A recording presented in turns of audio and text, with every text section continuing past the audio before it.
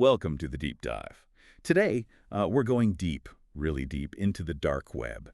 You know, that hidden underbelly of the internet. We're going to be exploring the rise and fall of AlphaBay.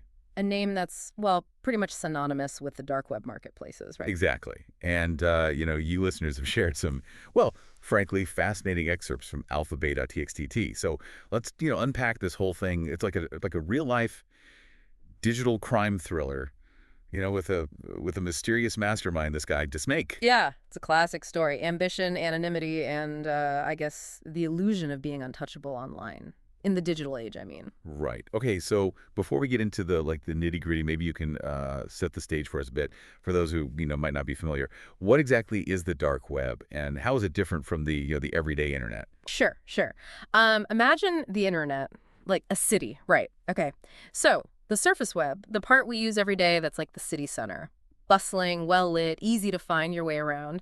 But the dark web, that's different. It's like this network of like hidden tunnels and back alleys, below the surface. You need something specific to even find it. Like a secret password. Kinda. You need special software. The Tor browser, that's the most common one. See, the dark web, it's designed for anonymity. Hard to trace who you are, where you are. It's all about staying hidden. A digital cloak of invisibility. So what kind of people go there? Besides, criminals. Yeah. Actually, it's a lot of different people. Journalists are sometimes working in countries where, freedom of the press isn't a thing. Or whistleblowers, anyone who needs to share information without revealing their identity. It can be a valuable tool for that. I see. Okay, so in this hidden city, you've got these marketplaces like AlphaBay, and our source, alphabay.txt, says it launched in 2014, right after that other big one, Silk Road, was shut down. Also, it's like they were waiting in the wings, right? Yeah, it's kind of eerie, actually. It just goes to show how adaptable the dark web is. One marketplace gets shut down, another one pops up, and AlphaBay, it didn't just pop up, it exploded, became the place to go.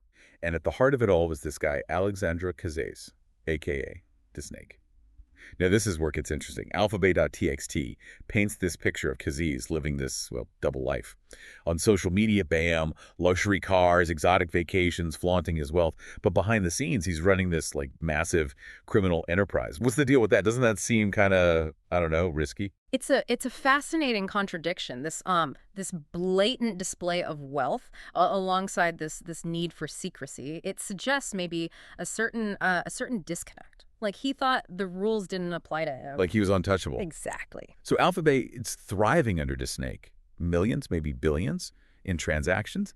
But then, things start to unravel.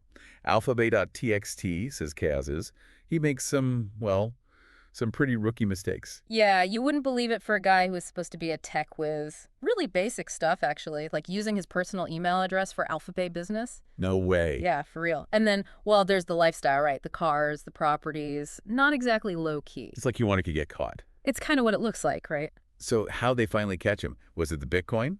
Because that was like the main currency on AlphaBay. Yeah, right. Bitcoin was huge on AlphaBay. And for a while, yeah, it did give him some cover. Anonymity, that's the appeal, right? Sure. But here's the thing. Bitcoin, it's not actually anonymous. It's what we call pseudonymous, meaning there's no name attached, but every transaction is recorded. On this public ledger, they call it the blockchain. So it's like a digital trail. Exactly. You can't see who's spending, but you can follow the money. And if that money leads back to, let's say, a luxury car purchase in Alexandra Kazes' name, well... Busted. Pretty much. So the feds are on his trail, but alphabay.txt, it talks about this crazy international operation to take the whole thing down. This is back in 2017, right? Yeah, Operation Bayonet. Big operation. Agencies all over the world, raids, the whole 9 yards, like something out of a movie. Sounds intense. It was a sign of the times, though, Law enforcement, they were finally starting to take cybercrime seriously. Realizing this wasn't just kids messing around in their basements anymore. This was the big leagues. Exactly. And get this. When they finally catch up to Casey's, they find his laptop. And are you ready for this? Yeah. It's unlocked. Unlocked. I mean, seriously. You gotta be kidding me. Talk about dropping the ball. The guy built this whole empire on anonymity, encryption, staying hidden. Yeah. And he leaves the keys to the kingdom just sitting there. Hard to believe, right? But it goes to show, even in the high-tech world, sometimes it's the simplest things that trip you up. Human error. Wow. So with Casey's arrested, and his laptop wide open. That was it for AlphaBay, right? Lights out. Pretty much. It was over just like that. One day, users are logging in, doing their thing, and the next, bam, seized, shut down, sent shockwaves through the whole dark web. I bet. So what happened to all those users? Did they just disappear? Some probably did, but remember that laptop? Full of user data, transaction records. That wasn't just bad news for Casey's. Let's just say a lot of people, they suddenly had a lot of explaining to do. I bet. Karma's a digital bitch sometimes. We should say that again. So Casey's, he's in custody. AlphaBay's toast. But this is where things take, well, a pretty dark turn. AlphaBay.txt says that just a week after his arrest, Casey's is found dead in his cell. Suicide, they say. Yeah. I mean, the timing of it all, it's... Suspicious. It certainly adds to the intrigue, doesn't it? It does. So what do you think? Was it, a way to avoid facing the music? Or, I don't know, maybe there was something else going on?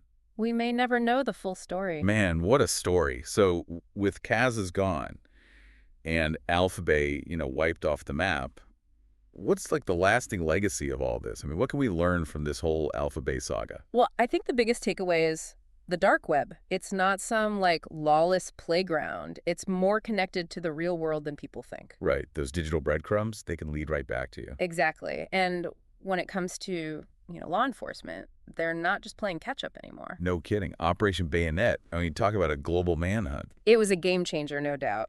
Showed that these agencies, they can and will work together. So what you're saying is don't mess with the feds, or the dark web for that matter. Pretty much. But on a more serious note, I think AlphaBay, it really brought to light this, tension between, our desire for privacy and, well, the need for security. That's a tough one. It is, and it's not going away anytime soon. Well, this has been quite the deep dive. Dark web marketplaces, hidden identities, international intrigue. We've seen it all. Just another day on the internet. I guess so. But seriously, for anyone listening, be careful out there. The digital world, it can be a dangerous place. Couldn't agree more. Well, until next time, stay curious, but stay safe.